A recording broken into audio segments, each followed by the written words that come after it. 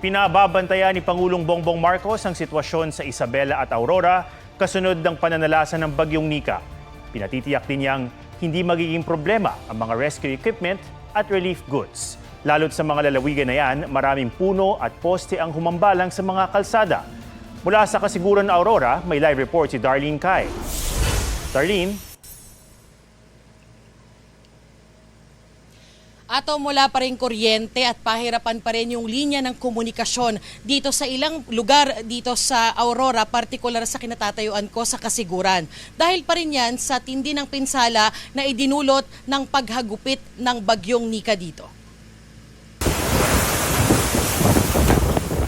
Buong araw na malakas ang hangin at ulan sa Kasiguran Aurora dahil sa Bagyong Nika. Yung mga puno dito sa likuran ko, nagtutumbahan na, pati na lahat ng pwedeng liparin, nililipa dito sa labas, kaya talagang napakadelikadong lumabas. Nagtumbahan ang mga puno. Napuruhan din ang ilang paaralan. Natuklap na yung bahagi ng bubong nitong covered court ng Kasiguran Central School. Kanina, bago kami sumulong dito, ay buo pa yan. Pati yung mga ilang upuan at lamesa dito, nagtumbahan na rin. Sa ilang lugar, hanggang tuhod na ang baha. Pahirapan naman ang pagpasok sa bayan ng Dilasag kung saan naglandfall ang Bagyong Nika kaninang umaga. Humambalang kasi ang mga puno at poste. Nawasak at binahari ng ilang kubo. Pala ko baka mababagsakan ako ng kahoy dyan. Hinahinayang kami sa yung mga gamit ko at basa na.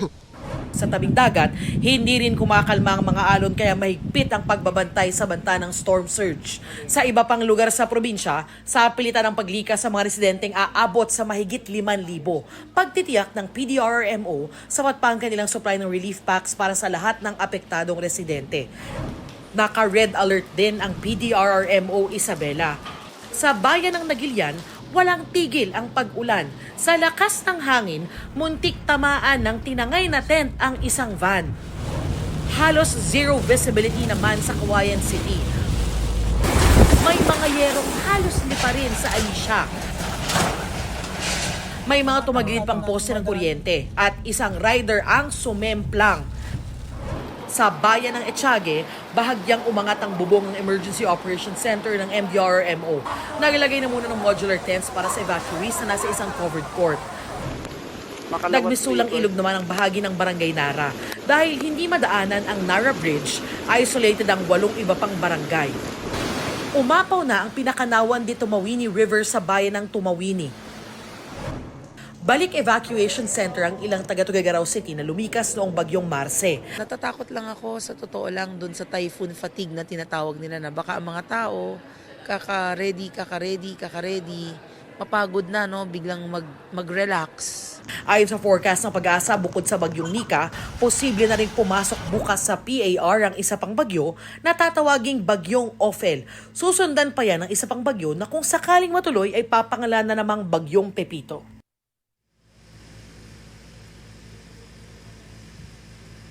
Atong balik tayo dito sa Aurora. Tinututukan ngayon ng probinsya yung relief at clearing operations, pero nananatili raw silang naka-alerto para sa mga paparating pang bagyo. Yan yung latest mula rito sa Aurora. Balik sa'yo, Atong.